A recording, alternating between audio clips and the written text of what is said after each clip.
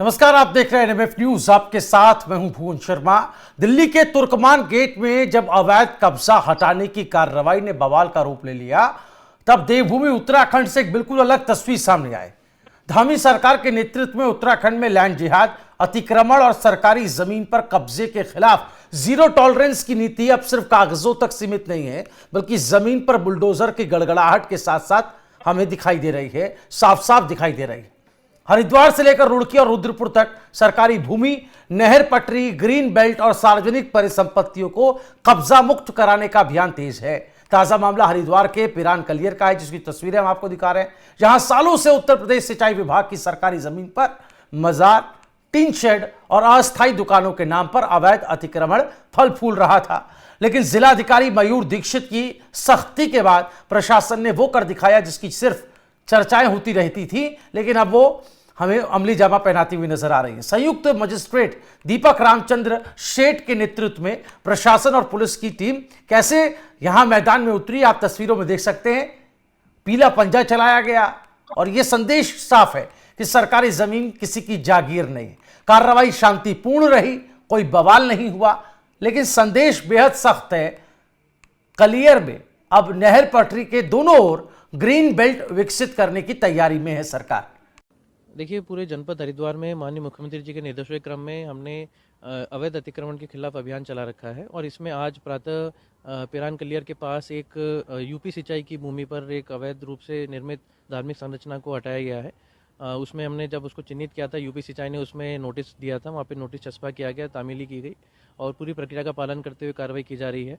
इसके अतिरिक्त पूर्व में भी ऐसी हमने अवैध अतिक्रमण हटाए थे और आगे भी ये कार्रवाई जारी रहेगी।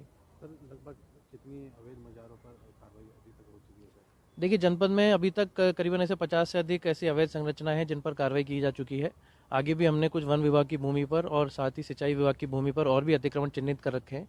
इसके साथ ही कुंभ मेला भी आने वाला है, तो कुंभ मेले की दृष्टि से मेला भूमि पर स्पेशल फोकस है। मेला भूमि पर जो भी अतिक्रमण किया गया है उसको भी हटाने की कार्रवाई हमारी जारी है और आगे और भी ऐसी जो भी अवैध रूप से जो बिल्डिंग्स हैं या स्ट्रक्चर्स हैं या किसी ने किसी गलत मंशा से अतिक्रमण कर रखा है तो उस पर कार्रवाई करते रहेंगे। अवैध बस अड्डा हो या पक्के निर्माण, सब पर बुलडोजर तय। और दूसरी तस्वीर भी देख लीजिए, उधम सिंह नगर के रुद्रपुर से सामने आई, जहां ध्वनि प्रदूषण और हाईकोर्ट के आदेशों की अनदेखी पर नगर निगम और पुलिस की संयुक्त टीम ने मस्जिदों से तय मानकों से ज्यादा आवाज वाले लाउडस्पीकर उतरवा दिए। महापौर विकास शर्मा के संज्ञान में नागरिकों की शिकायतें आई थी। बच्चों की पढ़ाई में बाधा हो रही थी, बुजुर्गों और बीमारों को भी परेशानी हो रही थी, कानून की अनदेखी हो रही थी। कुल मिलाकर नतीजा यह हुआ कि कोर्ट के निर्देशों के तहत खेड़ा, सीर गोटिया और पहाड़गंज की मस्जिदों में कान फोड़ू स्पीकर हटाए गए और साफ चेतावनी दी गई कि आगे नियम तोड़े गए तो सख्त वैधानिक कार्रवाई तय है। यानी तस्वीर बिल्कुल साफ है। धामी सरकार में धर्म की आड़ हो या रसूख का दबाव, कानून सबके लिए एक जैसा है। सरकारी आंकड़ों के मुताबिक अब तक 10,000 एकड़ से ज्यादा की जमीनें कब्जा मुक्त देवभूमि में करा ली गई है। कब्जा मुक्त कराई जा चुकी जो जमीनें हैं उसका अभियान अभी भी चल रहा है। दिल्ली के तुर्कमान गेट में जहां कार्रवाई पर बवाल हुआ, वहीं उत्तराखंड में कानून के साथ शांति, सख्ती के साथ संतुलन और प्रशासनिक इच्छा शक्ति की मिसाल कायम हो रही है। अब सवाल यही है, क्या उत्तराखंड मॉडल देश के लिए एक उदाहरण बनेगा और क्या देवभूमि की जमीन आने वाली पीढ़ियों के लिए सच में सुरक्षित हो पाएंगे? फिलहाल इतना तय है कि देवभूमि में संदेश बिल्कुल साफ है। अतिक्रमण हो या मस्जिद के स्पीकर का शोर, कानून से ऊपर कोई नहीं। और इसी मुद्दे पर बातचीत करने के लिए हमारे साथ मुस्लिम स्कॉलर मुफ्ती शमून कासमी साहब जुड़ गए हैं, जो लगातार पहले भी हमारे साथ बेबाक राय रखने के लिए जाने जाते हैं। एनएमएफ न्यूज पर हर बार जुड़ते हैं। मुफ्ती साहब, एक बार फिर आपका एनएमएफ न्यूज पर स्वागत है। और जो एक खबर देवभूमि उत्तराखंड से आ रही है, एक तरफ मस्जिद से लाउडस्पीकर का हटाना जो कि हाईकोर्ट के आदेशों की अनदेखी है, दूसरी तरफ ये जो अवैध कब्जों पर कार्रवाई चल रही है। दिल्ली का तुर्कमान गेट का वाकया तो आपको भी अच्छे से मालूम होगा। हम उससे इस पूरे मामले को समझें तो लगता है कितनी शांति तरीके से वहां पर कार्रवाई को अंजाम दिया जा रहा है। आप एक स्कॉलर होने के नाते क्या कुछ कहना चाहेंगे इन दोनों मामलों पर? देखिए शर्मा जी, उत्तराखंड राज्य एक ऐसा राज्य है जो आदर्श राज्य की ओर माननीय मुख्यमंत्री श्री पुष्कर सिंह धामी जी बहुत तेजी के साथ उसे लेके चल रहे हैं और अब तक के मुख्यमंत्रियों में सबसे बेस्ट मुख्यमंत्री हमारे लोकप्रिय पुष्कर सिंह धामी जी हैं। उन्होंने उत्तराखंड राज्य को बगैर किसी भेदभाव के उत्तराखंड राज्य के नागरिकों के लिए जो उन्होंने सेवा भाव उनके अंदर है और जिस तरह से एक लाइन उन्होंने सेवा की खींची है और मुख्य सेवक के नाम से जब वो अपने आप को एड्रेस करते हैं, मुख्य सेवक, तो वो सही में बिल्कुल उनके नाम के साथ अच्छा लगता है और न्यायप्रिय भी है और लॉ एंड ऑर्डर के लिए वो सख्त भी है और क्यों नहीं होना चाहिए। इसलिए कि उत्तराखंड राज्य के जो संपत्ति है वो किसी एक व्यक्ति की या किसी व्यक्ति विशेष की नहीं है, बल्कि वो संपत्ति समस्त राज्य के नागरिकों के हितों के लिए। अब अगर कोई शख्स ऐसी जगहों पर कोई उन सब संपत्तियों पर अपना अतिक्रमण करता है, इंक्रोचमेंट करता है और उस पे आके कोई धर्म स्थल बना लेता है या कोई और अन्य कोई एक्टिविटी करता है, तो उससे खाली कराना सरकार की जिम्मेदारी भी है। मैंने अपने माननीय मुख्यमंत्री पुष्कर सिंह धामी जी को एक ऐसा व्यक्तित्व उनका पाया है कि एज ए मदरसा बोर्ड के अध्यक्ष के जो मैंने 2-2.5 साल माननीय मुख्यमंत्री श्री पुष्कर सिंह धामी जी के नेतृत्व के अंदर जिस तरह से हमने काम किया, तो माननीय मुख्यमंत्री श्री पुष्कर सिंह धामी जी का मार्गदर्शन एक ऐसा लगता है कि बिल्कुल एक जैसे कहीं से कोई चीज ऐसी आ रही हो और ईश्वरीय वरदान में हासिल। और यही वजह है कि उत्तराखंड राज्य के जितने समस्त धर्मों के धर्माचार्य, बड़े बड़े मठाधीश, वो सब उन्हें आशीर्वाद देते हैं।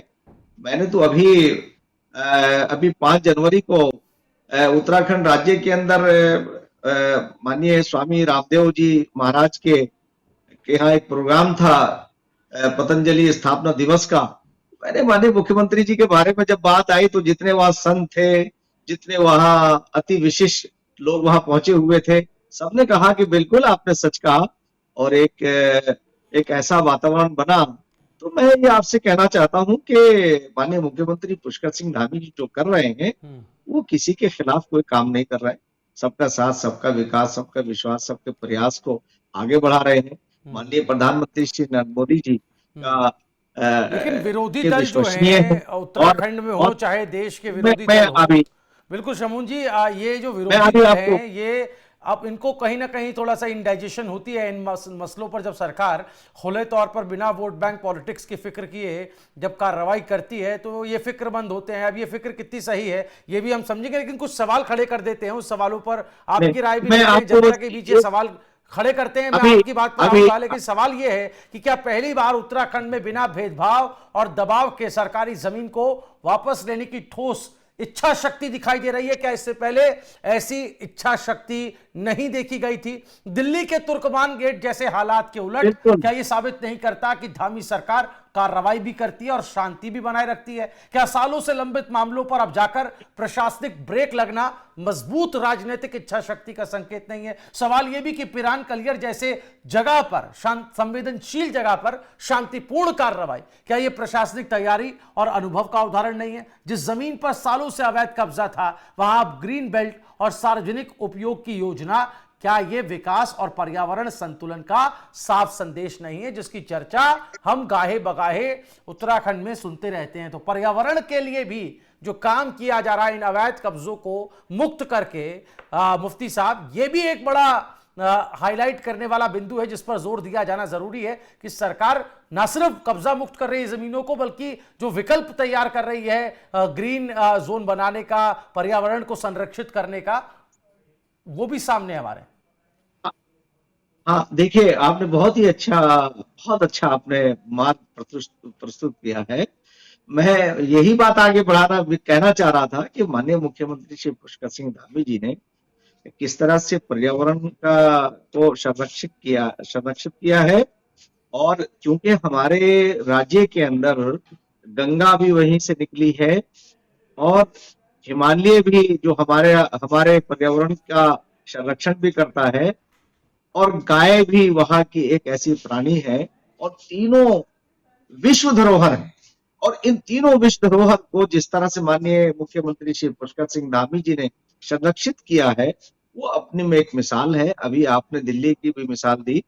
अभी देखिए, माननीय मुख्यमंत्री पुष्कर सिंह धामी जी ने लगभग 10,000 एकड़ जमीन उन लोगों से कब्जा मुक्त कराई है जो पर्सनली अपने लिए इस्तेमाल कर रहे थे।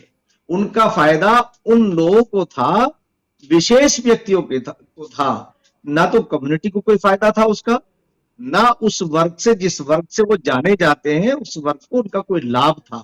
तो मैं समझता हूं कि उन कीमती जमीनों से कब्जा मुक्त कराना ये उनका कर्तव्य भी है, और उन्होंने अपने फर्ज का निर्वहन किया है। और स्टेट के लोगों को, राज्य के लोगों से मैं कहना चाहता हूं कि जिन जमीनों को, कीमती जमीनों को कब्जा मुक्त कराया है, वो व्यक्ति विशेष जो उस पर काबिज थे, उन्हें उनका ही नफा और नुकसान था। बाकी कम्युनिटी को उसका कोई फायदा नहीं था। ना उन पे स्कूल चल रहे हैं, ना उन पे कॉलेज चल रहे हैं। वो तो उनकी रोजी रोटी का जरिया बने हुए हैं। तो इसलिए माननीय मुख्यमंत्री श्री पुष्कर सिंह धामी ने जो कार्य किया है, अगर लोग इसे गहराई से समझेंगे तो उनकी प्रशंसा किए बगैर नहीं रह सकते। ये मैं दावे के साथ ये बात कह सकता हूं कि एक ऐसा व्यक्ति जिसकी बैकग्राउंड राजनीतिक नहीं, सेवा से जुड़ी हुई है, राष्ट्र सेवा से जुड़ी हुई है। उनके पिताश्री, स्वर्गीय पिताश्री एक सैनिक थे जो राष्ट्र को समर्पित थे। उनका पूरा जीवन राष्ट्र को समर्पित रहा। और आज माननीय मुख्यमंत्री पुष्कर सिंह धामी जी का जीवन अपने राज्य के लिए, अपने देश के लिए समर्पित है, और पूरे देश के अंदर एक मिसाल बन चुके हैं। मैं एक बात ये कहना चाहूंगा कि यूसीसी लेकर एक कानून, एक देश श्रेष्ठ देश, उसका नारा प्रधानमंत्री श्री नरेंद्र मोदी जी ने दिया, और उसे अगर कोई चरितार्थ करता है तो माननीय मुख्यमंत्री पुष्कर सिंह धामी जी हैं। उन्होंने पूरे देश को एक आईना दिखाया है, और तमाम राज्य आज यूसीसी के ऊपर ड्राफ्ट तैयार कर रहे हैं, और अनुसरण हमारे यूसीसी ड्राफ्ट को किया जा रहा है। इसी तरह से जबरन धर्मांतरण कानून लेकर के आए। आज पूरे देश में जबरन धर्मांतरण के ऊपर चर्चा शुरू हो गई है, और तमाम जितने राज्य हैं वो उस पर उन कार्यों पर लग गए हैं। ये काम भी माननीय मुख्यमंत्री पुष्कर सिंह धामी जी ने किया है। नंबर 3, नकल विरोधी कानून। जो बड़े बड़े नकल माफिया थे वो आज जेलों के अंदर हैं। आज मैं समझता हूं, और जितने भी कानून उत्तराखंड राज्य के अंदर आए हैं, उसका देश अनुसरण कर रहा है। तो मैं ये बात कहना चाहता हूं, आपकी बात आगे बढ़ाना चाहता हूं कि अब तक के मुख्यमंत्रियों में सबसे अच्छा कार्य करने वाले माननीय मुख्यमंत्री पुष्कर सिंह धामी जी साबित हुए हैं। आपने और ये हमारा सौभाग्य है। बताई है, पॉइंट दर पॉइंट आपने समझाने की कोशिश की है कि कानून भी लाए जा रहे हैं और उस पर अमल भी किया जा रहा है, और कैसे उत्तराखंड दूसरे राज्यों के लिए भी एक मिसाल बन रहा है। ऐसे कानूनों को लाकर दूसरे राज्य भी उससे प्रभावित हो रहे हैं, और वो वहां पर भी इस तरह का एक्शन हम देख रहे हैं। तो यूपी में जो बुलडोजर एक्शन हम देखते थे, अब उत्तराखंड में ये बुलडोजर गरज रहा है। अवैध अतिक्रमणों पर हो रही कार्रवाई को लेकर जो कब्जा मुक्त अभियान उत्तराखंड में धामी सरकार ने शुरू किया, वो हरिद्वार में भी देखने को मिला, और ऐसा ही कुछ नजारा हमें रुड़की और दूसरी जगहों पर भी देखने को मिल रहा है। 10,000 एकड़ से ज्यादा जमीनें कब्जा मुक्त करा ली गई हैं। इस पूरे मामले पर आप तमाम लोगों का क्या कुछ कहना है, अपनी राय हमें जरूर कमेंट करें। बहुत बहुत शुक्रिया मुफ्ती शमून कासमी साहब, आपका हमारे साथ जुड़ने के लिए, अपना वक्त हमें देने के लिए। उम्मीद करेंगे हम फिर आगे आपसे जुड़ेंगे। फिलहाल बहुत शुक्रिया। इस वीडियो को आप ज्यादा से ज्यादा शेयर करें। देखते रहिए NMF न्यूज। नमस्कार।